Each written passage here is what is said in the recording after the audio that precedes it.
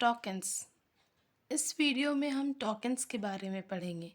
Tokens कहते किसे हैं, टोकन्स का इम्पोर्टेंस क्या है सी प्रोग्रामिंग में, इसके अंदर क्या क्या पार्ट्स आते हैं, वो सभी चीज़ें हम कवर करने वाले हैं। सबसे पहली चीज़ है डेफिनेशन पार्ट। आखिर टोकन्स कहते किसे हैं। The smallest elements of a program is called tokens. किसी भी प्रोग्राम का जो सबसे स्मॉलेस्ट एलिमेंट होता है वो टोकन्स कहलाता है। इसे सिंपल वर्ड्स में अगर हम समझे तो कोई भी प्रोग्राम जो लिखा गया है उसका हर एक पार्ट ही टोकन्स है, उसका हर एक वर्ड टोकन्स है। टेक्निकल टर्म में हम उसे टोकन्स कहते हैं। प्रोग्राम के हर एक वर्ड को टोकन्स कहते हैं। The following are the types of tokens. अब टोकन्स के अंदर क्या क्या चीज़ें आती है, मीन्स हर एक वर्ड को सिर्फ वर्ड नहीं कह सकते या फिर सिर्फ टोकन्स नहीं कह सकते, तो उसे कुछ पार्ट में क्लासिफाई कर दिया गया है। जैसे पहली चीज़ है कीवर्ड्स। प्रोग्राम का कोई पार्ट कीवर्ड होगा, कोई पार्ट आइडेंटिफायर कहलाएगा, कोई पार्ट कांस्टेंट का होगा, कोई पार्ट स्ट्रिंग का होगा, कोई पार्ट ऑपरेटर का होगा। तो ये सभी चीज़ें जो है वो आती हैं टोकन्स के अंदर। मतलब हर एक वर्ड्स को प्रोग्राम के हम इन सभी चीज़ों में क्लासिफाई करते हैं। सबसे पहली चीज़ है कीवर्ड्स। कीवर्ड्स किसे कहते हैं? क्या ये वही कीवर्ड है जो हमने यूज़ करते हैं मीन्स डेली लाइफ में, या फिर ये अलग कीवर्ड है? सी प्रोग्रामिंग में कीवर्ड का इम्पोर्टेंस क्या है और ये कहते किसे हैं? कीवर्ड का डेफिनेशन पार्ट में अगर हम देखते हैं तो keywords are reserved words whose meanings are predefined. Means keywords जो होता है वो एक रिजर्व्ड वर्ड है सी लैंग्वेज में। Reserved word means reserved word का मतलब ये है कि जो कीवर्ड्स डिफाइन कर दिए गए उसे हम दोबारा यूज़ नहीं कर सकते अपने अपने मन से। मतलब उसे किसी वेरिएबल के रूप में यूज़ कर दिए, अदर चीज़ों में हम इसे यूज़ नहीं कर सकते क्योंकि ये रिजर्व्ड वर्ड्स है। ये उसकी लाइब्रेरी में क्या है, डिफाइन कर दिए गए हैं।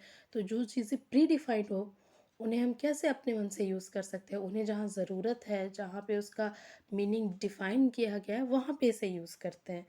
Each keyword has its own specific feature. इसे क्यों नहीं अपने मन से हम यूज़ कर सकते हैं? अपने मन से इसीलिए यूज़ नहीं कर सकते हैं क्योंकि इसका अपना कुछ स्पेसिफिक फीचर है।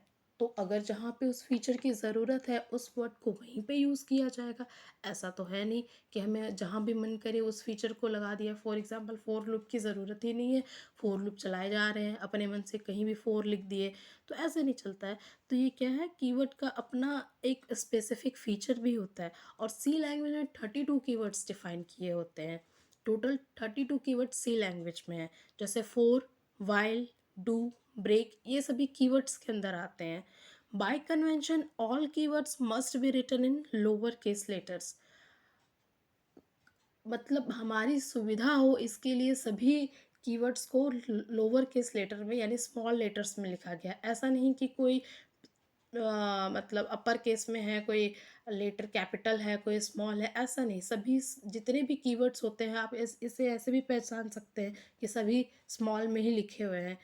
तो ये हो गया कीवर्ड्स, ये रिजर्व्ड वर्ड्स है सी लैंग्वेज का। अब वो 32 कीवर्ड्स हैं कौन कौन से, उसे एक बार देख लेते हैं ताकि अगर जब कभी प्रोग्राम में उसे यूज़ किए तो दिमाग में रहे कि हाँ ये कीवर्ड है। तो ये एक बार हम इसे गो थ्रू कर लेते हैं।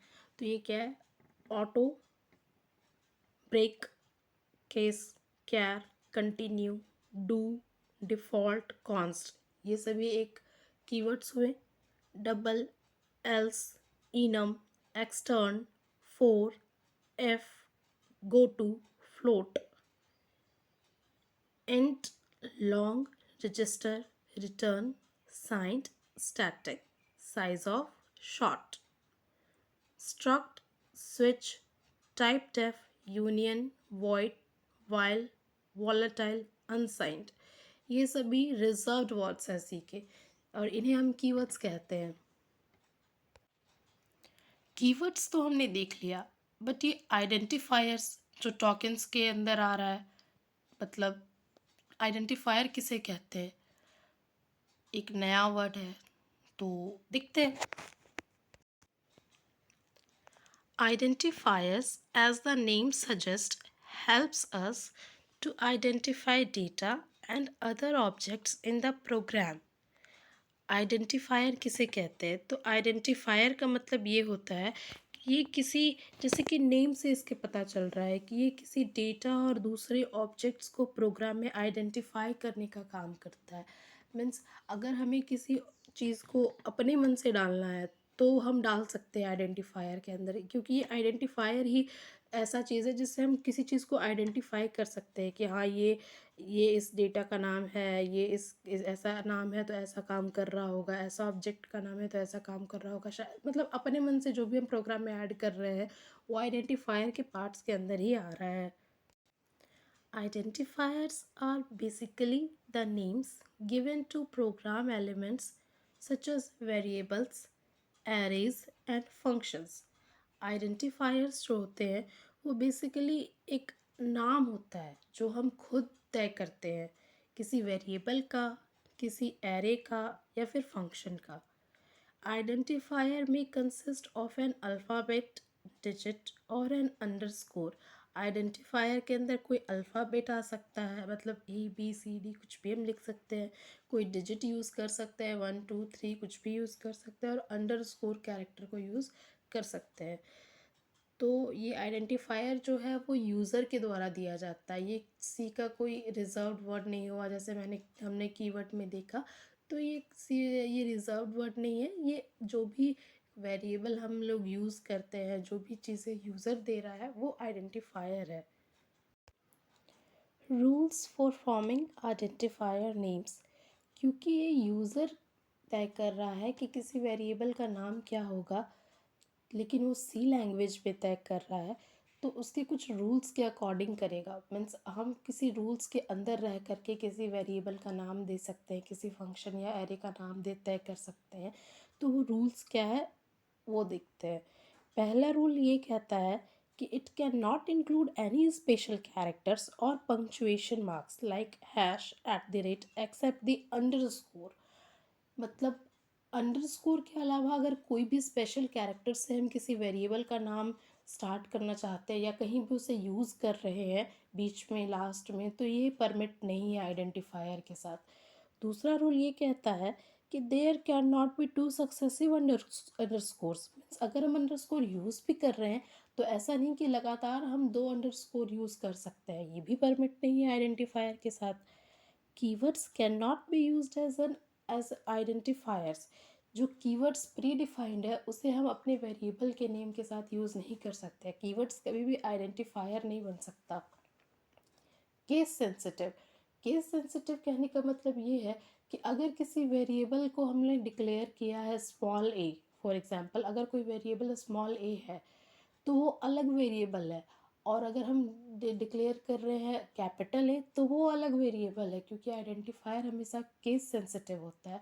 ये लोअर केस और अपर केस दोनों को डिफ्रेंशिएट कर देता है, दोनों अलग अलग चीज़ें हो जाती है दोनों ए ही, बट एक स्मॉल में है एक कैपिटल में है, तो ये दोनों डिफरेंट कहलाते हैं सी लैंग्वेज में। The identifier must begin with an alphabet और अंडरस्कोर। अब अगर हम किसी वेरिएबल का नाम भी दे रहे हैं तो उसका क्या है, एक रूल तय कर दिया गया है कि अगर हम आइडेंटिफायर का नाम स्टार्ट करेंगे तो कभी हम अल्फ़ाबेट यूज़ कर सकते हैं या कभी अंडरस्कोर यूज़ कर सकते हैं, इसके अलावा हम कभी कुछ भी और यूज़ नहीं कर सकते, क्योंकि ये परमिट नहीं है इस रूल के अंदर। Should not contain more than 31 characters. अब किसी वेरिएबल का नाम अगर हम लिख भी रहे हैं, कि आइडेंटिफायर लिख भी रहे हैं, तो हमें क्या करना है, उसकी उसे 31 कैरेक्टर से लंबा नहीं करना। मतलब हम कितने भी लंबे लिख सकते हैं, आइडेंटिफायर को कितना भी लंबा कर सकते हैं, लेकिन इतना भी लंबा नहीं करना है कि वो 31 कैरेक्टर्स को पार कर जाए। तो इस रूल को भी ध्यान में रखना है। तो ये सभी कुछ छोटे छोटे रूल्स हैं जो हम जब भी आइडेंटिफायर का नेम लिख रहे हैं तो उस समय हमें थोड़े याद रखने की ज़रूरत है। टॉकिन्स के अंदर नेक्स्ट पार्ट जो आता है वो है constant and variable. Constant and variable, जैसा हम जानते हैं वेरिएबल के अंदर क्या है, और ये फिगर भी काफ़ी अच्छे से एक्सप्लेन कर रहा है। वेरिएबल मीन्स जिसमें हम बहुत सारी चीज़ें डाल सकते हैं और जिसकी वैल्यू भी चेंज हो सकती है। कांस्टेंट मीन्स एक बार उस डब्बे में कुछ चला गया, अब वो वहीं रहेगा, वो डब्बा खुल नहीं सकता। वेरिएबल खुल भी सकता है, बंद भी हो सकता है, बट कांस्टेंट जो डब्बा चला गया है, जिसके अंदर वो जो ऑब्जेक्ट चला गया और वो पैक हो गया, तो अब वो वहीं पे फिक्स रहेगा। तो ये है वेरिएबल और कांस्टेंट। अब इसके डेफिनेशन पार्ट को थोड़ा सा देखते हैं। Variable, variable is like a container who stores value. Variable एक कंटेनर की तरह होता है जिसमें हम वैल्यू को क्या करते हैं, स्टोर करते हैं। As the name suggests, its value can be changed depending upon situation. हम वेरिएबल किसे कहते हैं, वेरिएबल उसे कहते हैं जिसकी समय के साथ वैल्यू चेंज हो सके, वो वेरिएबल कहलाता है। Rules for defining the variable name in C programming language. अभी हमने आइडेंटिफायर के रूल्स देखे थे, लगभग वैसे ही रूल्स वेरिएबल के अंदर भी अप्लाई होते हैं। तो देखते क्या है। तो पहला रूल है the variables are case sensitive. जैसा वो भी केस सेंसिटिव था, आइडेंटिफायर के अंदर वेरिएबल कवर होता है, इसी वजह से जो वेरिएबल का नेमिंग कन्वेंशन है वो भी ऑलमोस्ट आइडेंटिफायर के जैसे ही सेम होगा। तो ये भी केस सेंसिटिव होता है, अपर केस और लोअर केस दोनों डिफरेंट होते हैं। The variable name must start with an alphabet letter और अंडरस्कोर। वेरिएबल का नाम जो है वो या तो अल्फ़ाबेट से शुरू होना चाहिए या फिर अंडरस्कोर से शुरू होना चाहिए। It includes the letter, digits and underscore. Variable के अंदर लेटर भी आते हैं, डिजिट्स भी आते हैं और अंडरस्कोर भी आते हैं। There should not be a white space in a variable name. Variable का नाम अगर हम जब भी कभी लिखें तो हमें कभी भी उसके अंदर कोई स्पेस नहीं छोड़नी चाहिए। मीन्स अगर मेरा नाम ऐश्वर्या है तो मैं ऐसे नहीं लिख सकती, ऐश लिखी स्पेस दे करके फिर WARY लिख रही हूँ, ऐसा नहीं कर सकती, ये परमिट नहीं है सी लैंग्वेज में। तो the name of a variable should not be any reserved words like int, float, str, char etcetera. Variable का नाम जो है वो कभी भी हम कीवर्ड्स की तरह यूज़ नहीं कर सकते। जैसे कि अगर हम इंटीजर, फ्लोट, स्ट्रिंग, कैरेक्टर ये सभी चीज़ें अगर वेरिएबल के नाम में डाल दिए तो ये गलत हो जाएगा, क्योंकि कीवर्ड्स जो होते हैं उनका स्पेसिफिक मीनिंग होता है और वो वेरिएबल के जैसे यूज़ नहीं किए जा सकते। कांस्टेंट, कांस्टेंट किसे कहते हैं? तो a constant is a fixed value whose value can not be changed. Constant जो होता है वो एक फिक्स्ड वैल्यू होता है जिसकी वैल्यू हम चेंज नहीं कर सकते। एक बार अगर उसकी वैल्यू डिफाइन कर दी गई तो वो चेंज कभी नहीं होगी throughout the program. A constant can be defined in two ways. एक कांस्टेंट को दो तरीके से हम डिफाइन करते हैं, एक hash define preprocessor use करके और एक कॉन्स्ट कीवर्ड यूज़ करके। हैश डिफाइन के थ्रू हमने देखा था प्रीवियस वीडियोस में कि अगर हम लिख देते हैं hash define max equals to 5, तो वो मैक्स का वैल्यू जो है जो 5 है वो throughout the program same रहेगा। तो hash define preprocessor use करके भी हम कॉन्स्ट कीवर्ड कॉन्स्टेंट को डिफाइन कर सकते हैं और कॉन्स्ट कीवर्ड यूज़ करके भी हम कॉन्स्टेंट को डिफाइन कर सकते हैं। अब सी में कांस्टेंट कितने टाइप के होते हैं और उन्हें किस तरीके से डिवाइड किया है, मीन्स कांस्टेंट को किस तरीके से हम ये फर्दर डिवाइड करते हैं, जानते हैं कि कितने कांस्टेंट होते हैं, कैसे उसे यूज़ कर सकते हैं। तो कांस्टेंट को दो पार्ट्स में डिवाइड किया गया है।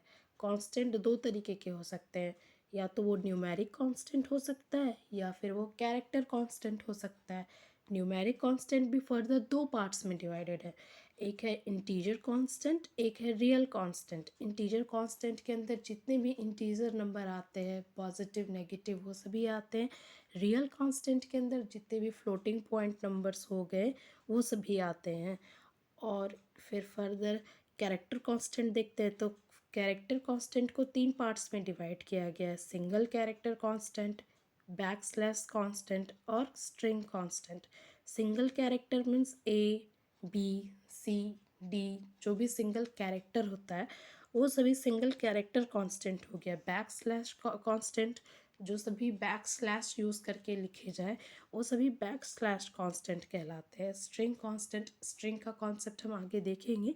स्ट्रिंग कांस्टेंट भी कैरेक्टर कांस्टेंट का ही एक पार्ट है। तो इस तरीके से सी के कांस्टेंट को हम डिवाइड करते हैं। स्ट्रिंग्स, स्ट्रिंग्स किसे कहते हैं, ये नेम काफ़ी अलग है, तो इसे थोड़ा समझते हैं। स्ट्रिंग किसे कहते हैं, ये क्यों कैरेक्टर से अलग है, इसके अंदर क्या फीचर है, वो देखते हैं। Strings are defined as an array of characters. Strings को एरे ऑफ कैरेक्टर्स कहा जाता है। मीन्स अगर कैरेक्टर इंडिविजुअल है, जैसे मेरा नाम ऐश्वर्या है, तो इंडिविजुअल कैरेक्टर है इसका AISHWARYA, ये इसका इंडिविजुअल कैरेक्टर है। बट अगर मैं इसे एक साथ लिखूँ, पूरा नाम लिखूँ मैं, तो ये क्या हो जाता है, ये स्ट्रिंग बन जाता है। मीन्स इंडिविजुअल कैरेक्टर का जब कॉम्बिनेशन हम लोग लेते हैं, उसका एक एरे बनाते हैं, मतलब उसको कंबाइन करते हैं, तो एक स्ट्रिंग फॉर्म करता है। अब the difference between a character array and a string is the string is terminated with a special character null।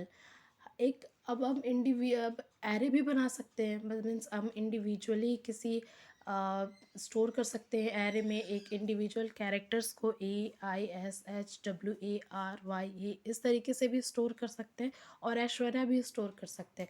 तो इंडिविजुअल कैरेक्टर और किसी में डिफरेंस ये है कि ये नल कैरेक्टर से एंड होता है, जो स्ट्रिंग होता है उसके लास्ट में नल कैरेक्टर भी ऐड होता है।